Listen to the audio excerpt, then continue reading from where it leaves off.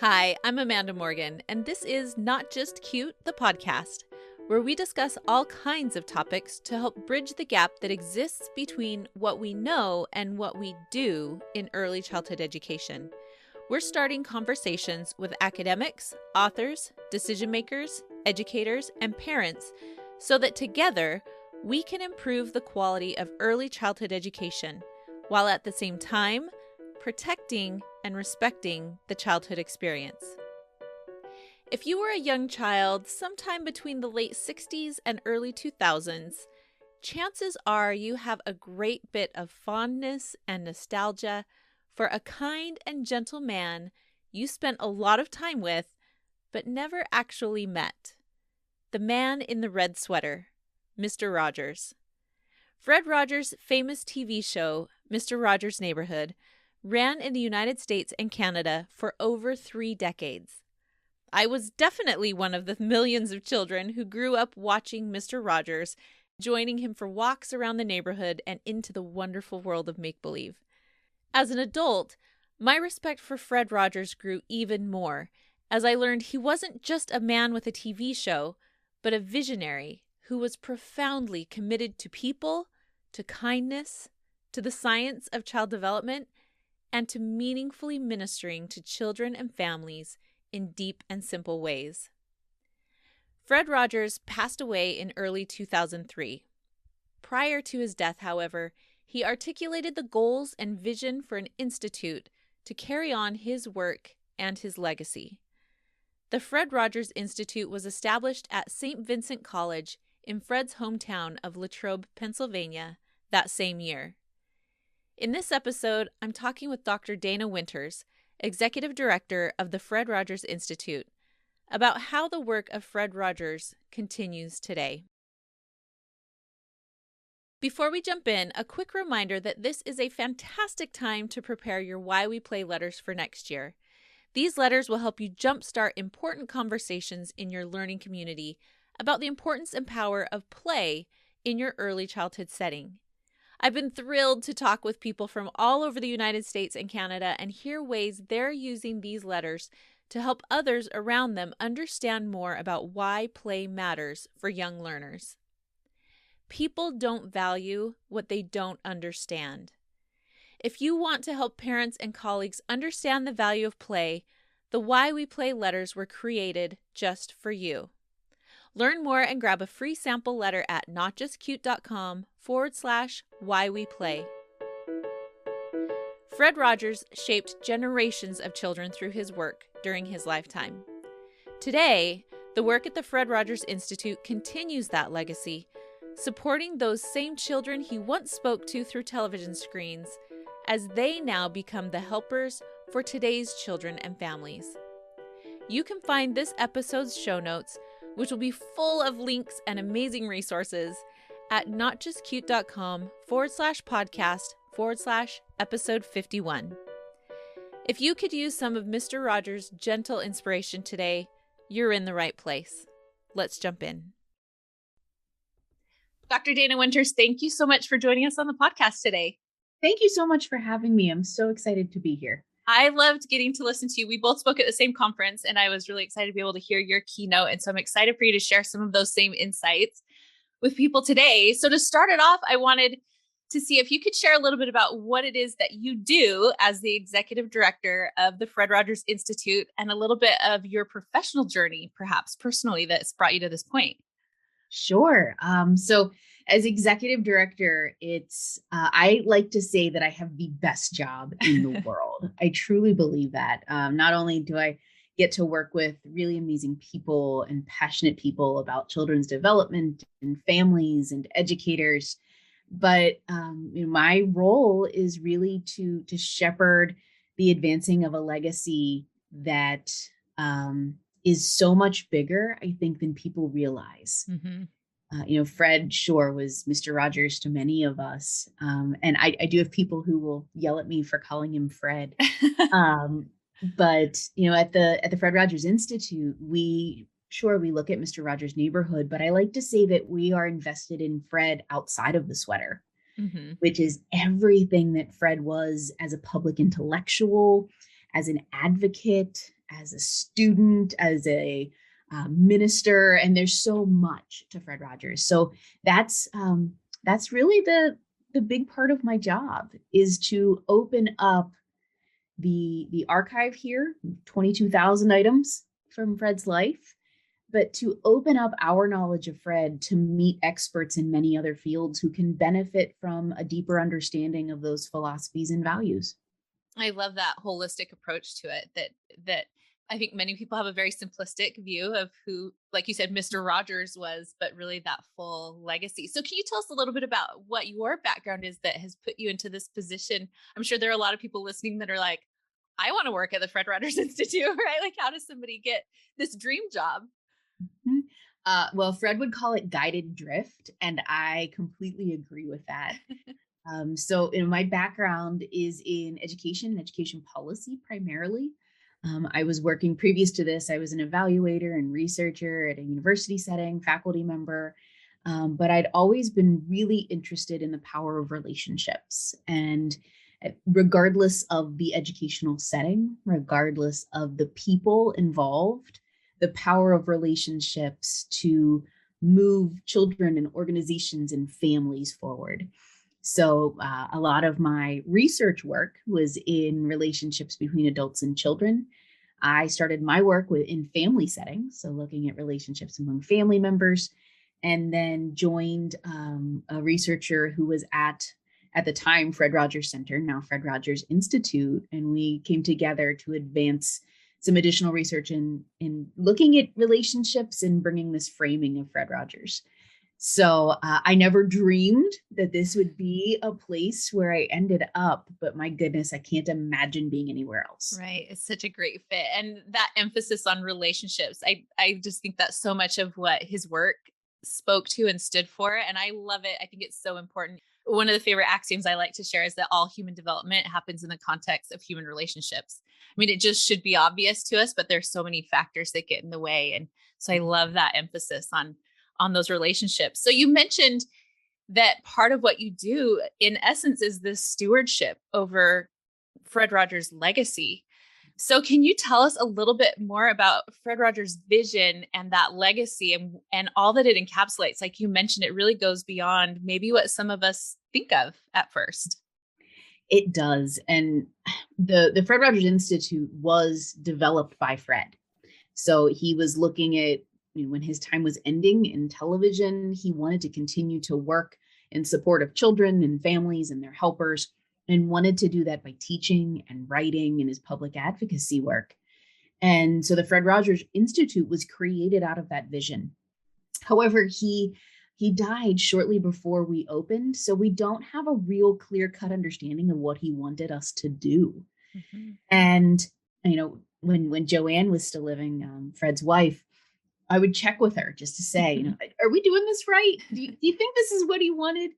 And, she would tease me that it wasn't up to her. And it's, we have the opportunity to move it forward, which felt really heavy at times. Mm-hmm. But anytime we would encounter a challenge and I wasn't quite sure where to go, I remember his words of, you listen first. And that's where we have really taken that legacy to mean we listen to Fred first also. So when we open the doors of the Fred Rogers Archive, or we, open the connections to our archivist, it's in an effort to help others to listen first, to understand very deeply who Fred was and what he did. So it's more than just a simplistic understanding, or more than sometimes just a nostalgic feeling for sweaters and sneakers and puppets. And we can provide that too. But for people who want to deeply advance his legacy and take those values forward, they need to first understand who he was and the commitment and intention that he brought to his work. I'm curious, as you talk about understanding who he was, and I think that just emanates from you. Whenever I've spoken with you or heard you speak, you really carry this same, just a different understanding of the world and kind of a peacefulness that comes from you. So you can tell that you really have, I'm sure you have plenty of things in your lives that don't feel peaceful, right? As did Fred. But it's really clear that you've become a student of his life and that you really have tried to understand who is he, what was he trying to accomplish. So I'm curious if you have a favorite biography or place that you have felt like something that you feel really encapsulates. If people want to learn more about him as well, where would you point them? What are some of your favorites? I have a couple of favorites, and I'll say that I've become much more of a student of Fred outside of Mr. Rogers' Neighborhood. In the last probably 5 or so years, I've learned so much from his speeches because those speeches were targeted toward adults. Mm-hmm. And he took much of the learning that he imparted in Mr. Rogers' Neighborhood and made it for an adult audience through his speeches. So I highly recommend, if you can find a speech. My favorite is his final commencement speech to Dartmouth in May of 2002. He didn't realize it was his final commencement speech, but it ended up being his final speech, mm-hmm. and it's beautiful. But as far as biographies, of course, there's Maxwell King's biography that is fantastic. There's also a shorter biography by Shea Tuttle that's called Exactly As You Are. And it's really beautiful because it paints the picture of Fred's faith and spirituality also, which was a big part of mm-hmm. who he was as an ordained Presbyterian minister. And it's a little smaller than Max's. Max's is very comprehensive and tells wonderful stories. And Shea's is a kind of a tinier glimpse into mm-hmm. that. But those are great places to start. I like that gives a variety of, what you have time for, where you can turn the attention. There are many choices. Well, I listened to, actually, that's how I get through a lot of the books that I'm multitasking, but I listened to Maxwell King's biography, which I really enjoyed for many, many reasons. But one thing that I particularly loved, which we've spoken about before, is, my background, a lot of the work that I do is under this title of Not Just Cute. And it's focused on this idea that so much of what we do in early childhood gets overlooked, underappreciated, and missed because we just think it's cute, it's fun. And so a lot of the work that I do is to try to drill down on simple things and point out how powerful they really are and bring intention from those in the classroom, but also appreciation from those who are not, to see really that it is not just cute, but how powerful this work is. And so I loved in listening to Maxwell King's biography of Mr. Rogers, was where he talked about how Fred Rogers really invested in an academic understanding of child development, that maybe, again, we may look at Mr. Rogers' Neighborhood and have this feeling of nostalgia or just comfort and the cuteness and all of these things. But there was such a rich academic foundation that he had in that and in all of the work that he did. So could you speak a little bit about that foundation and where that came from? I share your same frustration at times. And that frustration definitely came out a bit in the fall of 2021 when the memes started to come out about how Mr. Rogers was the ultimate virtual teacher, because it reduced what he did to just being able to communicate via screen. And I don't think that was helpful for our educators either, because it really reduced their background and deep knowledge of education to all you have to do is just, speak well and slow down and everything will be fine. But Fred was so effective as a communicator because of his deep understanding of child development. He understood what children needed. He understood how to communicate with children in a way that did not talk down to them, but rather met them where they were developmentally. And that is not easy to do. So Fred was a student of Dr. Margaret McFarland at the University of Pittsburgh. And Dr. Margaret McFarland was a contemporary of Dr. Benjamin Spock and Dr. Erik Erikson. And had this been a different time, we would know Dr. Margaret McFarland far more than we do. But it was a time when, she was one of the first women to teach in a medical school. She was an incredible child development mind. And Fred met with her for over 20 years to talk through certain episodes, to talk through ideas. And he had the forethought to record every one of those conversations.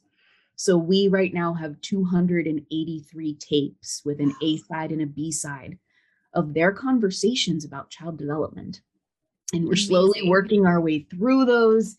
But anytime I have an opportunity to learn from those, it strikes me as just the commitment and intention, because he knew he could only bring so much to the understanding. And he wanted to make sure that his side was as close to perfect as it could be, so that children on the other side felt seen and heard and acknowledged and valued and loved, even through these kind of parasocial relationships. I think there's so many beautiful things in there. One is that, maybe on paper and formal education, he didn't have a background in education or child development, those things. But 20 years meeting with this professor, I mean, I think that speaks a lot to us in our ongoing education and understanding, and just constantly being a learner in order to, out of this love, to provide for other people, to be able to show up and serve in a way that will truly be effective.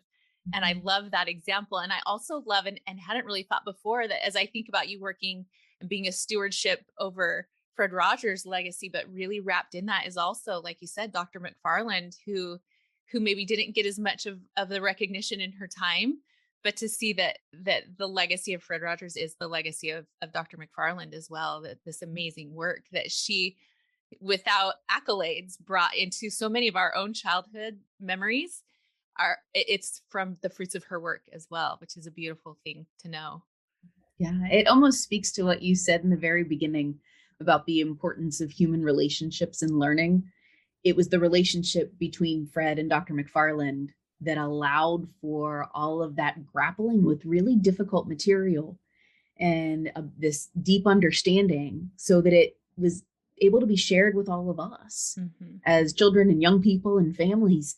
And so even in Fred's world, for nearly 895 episodes, that learning happened within relationships with others. He didn't do that in a silo. He didn't do that in a vacuum.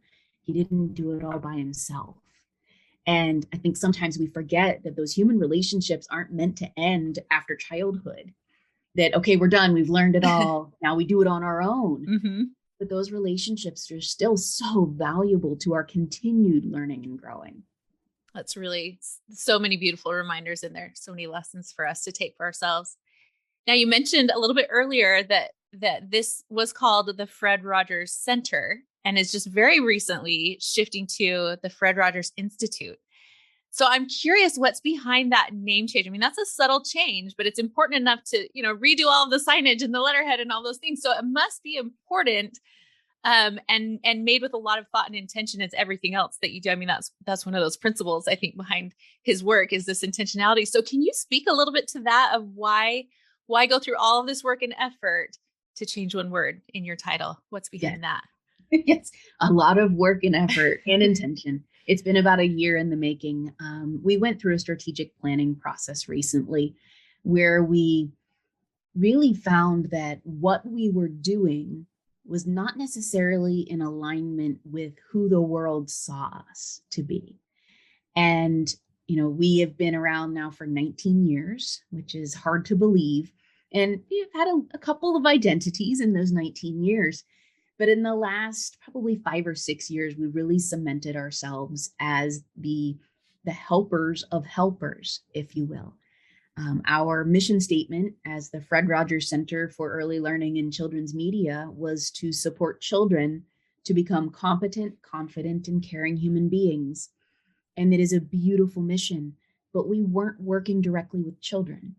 And we felt that mission statement was misinterpreted then by the outside, and was kind of limiting to who Fred was. So early learning in children's media, those were parts of Fred, but Fred was so much more.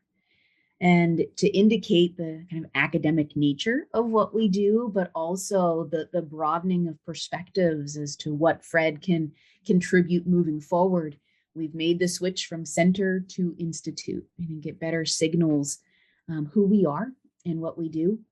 But it also comes with a brand new mission statement, which is that we advance the legacy of Fred Rogers by investing in the strengths of families and caring adults to support the healthy development of children. So it's still there. We still have that eye toward children, but we're working and helping the helpers to do that well. And we were really, you can imagine the kind of wordsmithing that happens with new mission statements, but we really leaned into the investing in the strength of families and caring adults to show that they've got strength inherently inside. Mm-hmm. And what can we do to support them to grow from that good?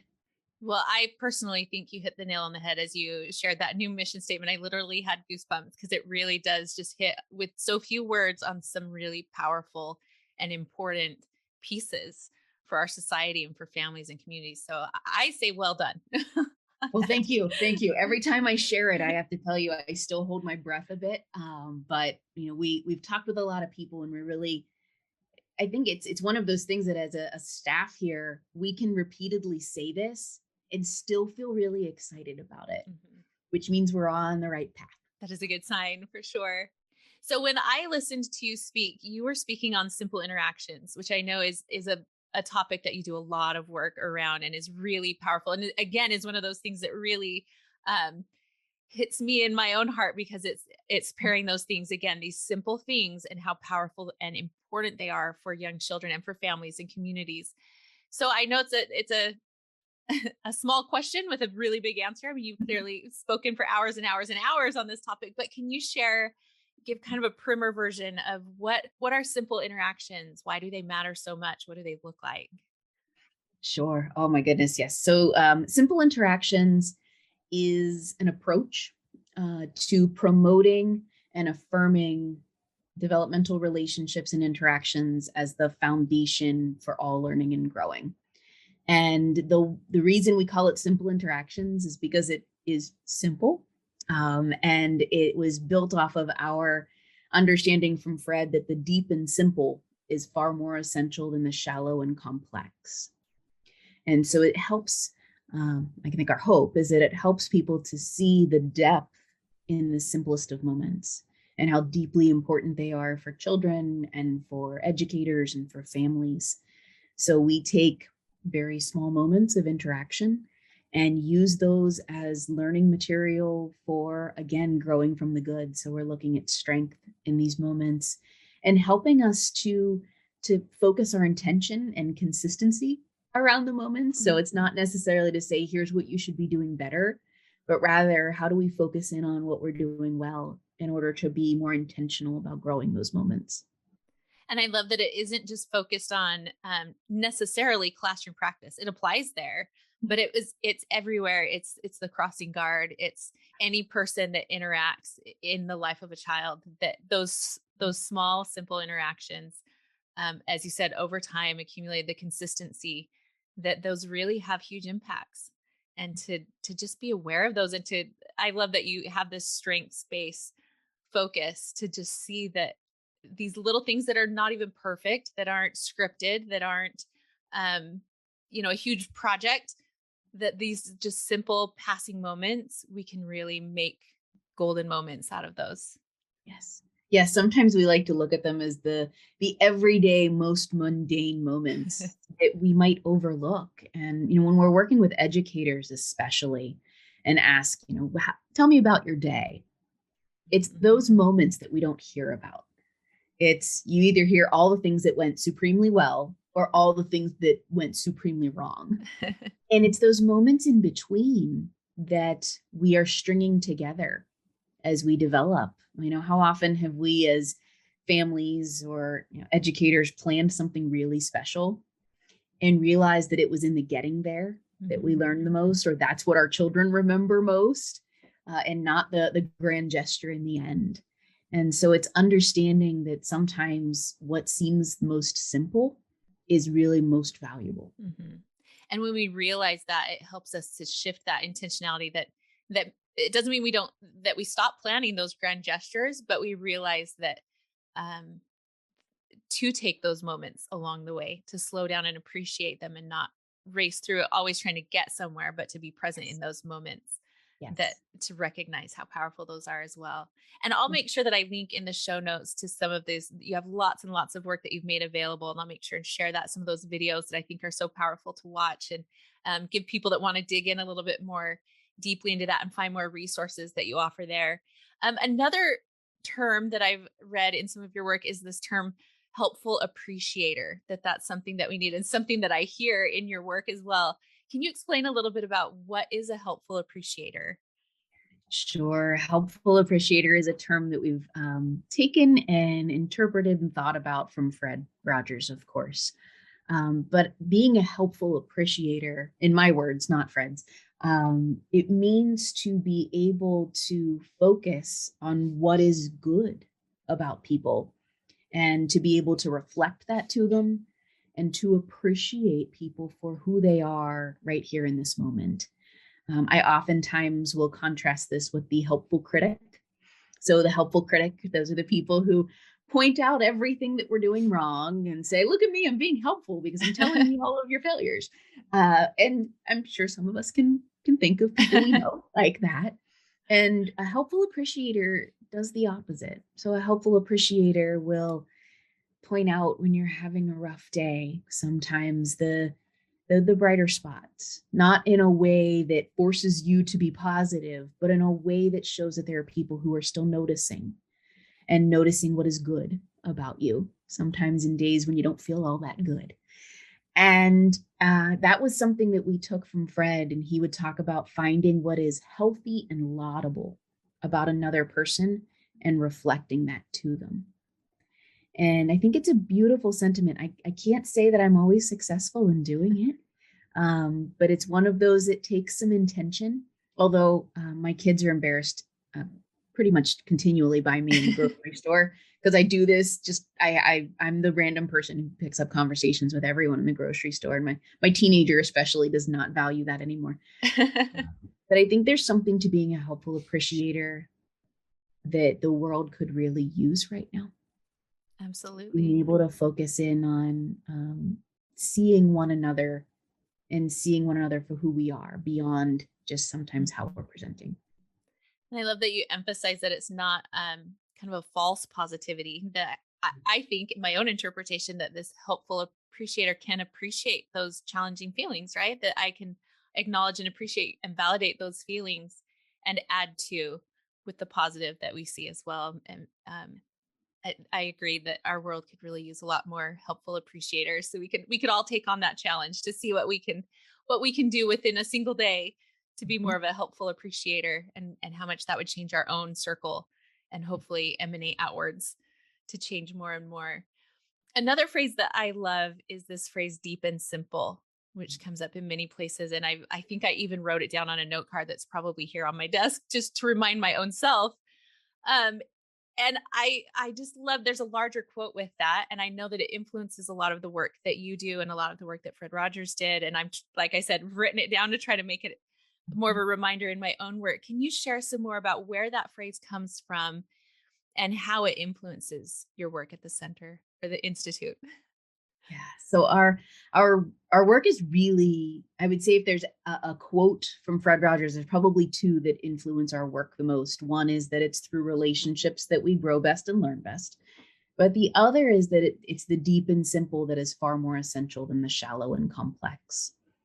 Now, we've taken that quote and applied it to many different settings. I think it probably resonates the most in some of our education settings where there's increasing complexities. We're asked to do more and more. And some of that more and more doesn't necessarily feel in alignment with the way we've been taught to work with children.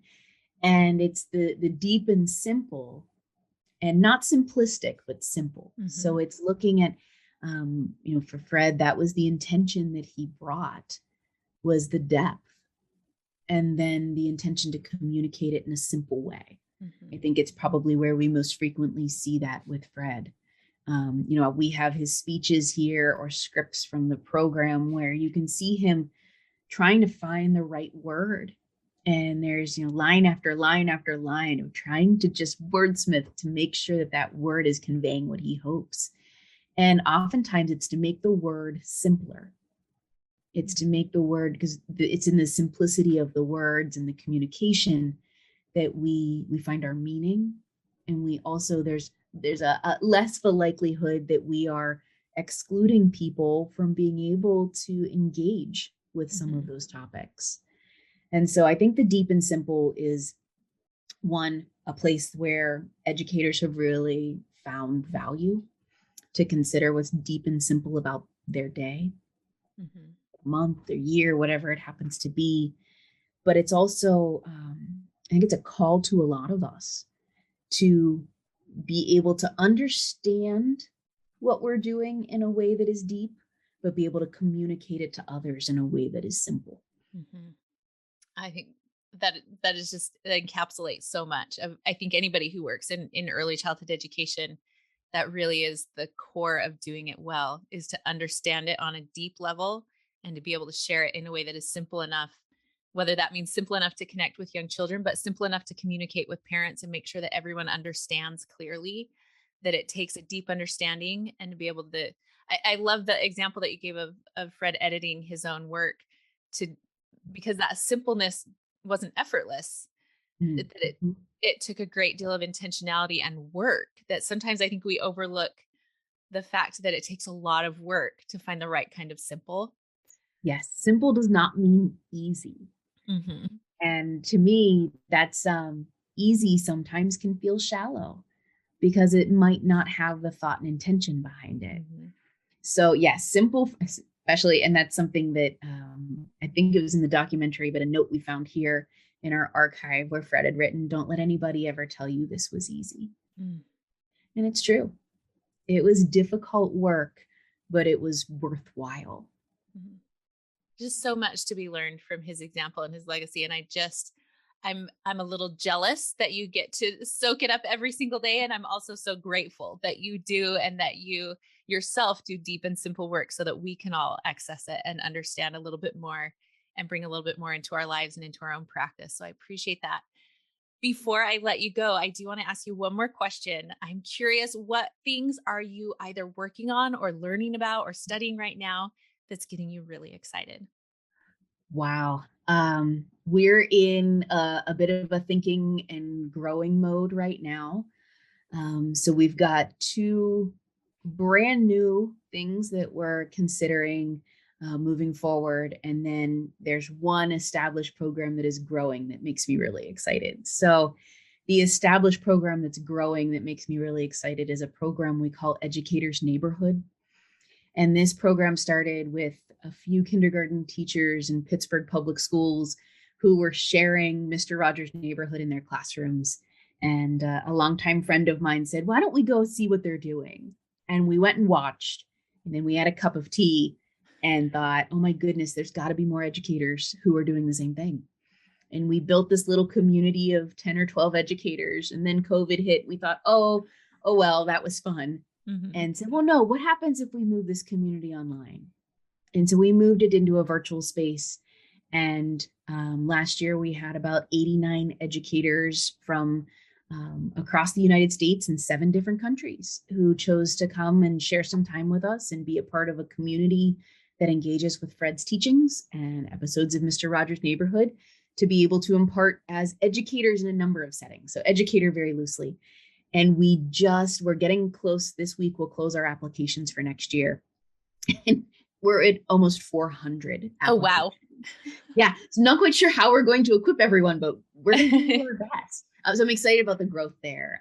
But the new places, we're really looking deeply into making a statement around the value of play and relationships in early childhood. We've been very troubled by some research recently and some of um, I guess the sound bites of how early childhood doesn't work. Mm. And early childhood does work. There's a version of early childhood that works very well, Right. and so it's making a statement of what really matters. Mhm. And then, of course, on the other side is we've been very troubled about the national mental health crisis, and so we have just welcomed on our first fellow in mental health and mental well-being, who will be working alongside us to create supports for adults to talk with children about mental health concerns and to be that first line of support for children and young people. So I'm excited about those things. I'm excited for the growth, but I'm most excited to be able to open our understanding of Fred to support many of the challenges and needs and opportunities that we have now. Oh, that all does sound really exciting, and exciting to be a part of that work. Thank you so much for all that you've done to keep Fred Rogers' legacy alive and to bring it to more people. Those of us who grew up with Fred Rogers, it's amazing to me to think that there are teachers in the classroom who didn't grow up with Fred Rogers. We're getting to that point, right? But to keep that legacy, that vision, and that amazing body of work in the world and doing, it keeps that work alive. It keeps his legacy alive. And I'm just so grateful for that work that you have done. And I appreciate you making the time to share some of that with us today. Thank you. I'm so grateful that you asked me to join you. And anytime you want to join us here in the original Mr. Rogers neighborhood, you are very, very welcome to come and study within the archive. It is open to the public, for requests and research and learning. So we'd love to have visitors anytime. Oh, fantastic. And as I mentioned, I will make sure to have lots of links on here for people to find the Institute and these resources, because there's so much that we can keep learning from Mr. Rogers in our lives. So thank you so much. Thank you, Amanda.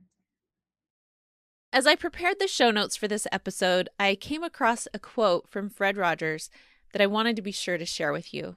He said, "I'll never forget the sense of wholeness I felt when I finally realized what, in fact, I really was. Not just a writer or a language buff or a student of human development or a telecommunicator, but I was someone who could use every talent that had ever been given me in the service of children and their families." This audience is full of people using every talent given them in the service of children and families. For Fred, it was often words and music and television. For you, it may be art or stories or baking or circle time or sports or nature walks or legal services or language translation or church ministry or bedtimes or snacks or friendly hellos. We all have different talents, and we're using them in different ways. But as we each share those gifts in the service of children and families, we share in Mr. Rogers' legacy, and we each contribute to the beautiful days ahead for all of our neighborhoods. Thank you for doing the deep and simple work. It matters. Thanks again for listening to Not Just Cute, the podcast. You can find show notes at notjustcute.com/podcast/episode 51. There you'll find links to the Fred Rogers Institute, the books, articles, and speeches we discussed today, as well as other fascinating tidbits I know you'll find interesting. You can also hit up the show notes for a link to the Why We Play letters. Head to notjustcute.com/podcast/episode 51, or go straight to notjustcute.com/whyweplay to get signed up and download your free sample letter. The Why We Play letters will help you start conversations and advocate for developmentally appropriate, play-based early education. I'm Amanda Morgan. You can read more on my blog and sign up for the Not Just Cute newsletter at notjustcute.com. You can also stay tuned for social media updates on Instagram by following me there at Amanda_NotJustCute. Thanks for listening today, and as always, thank you for standing up for children and for childhood.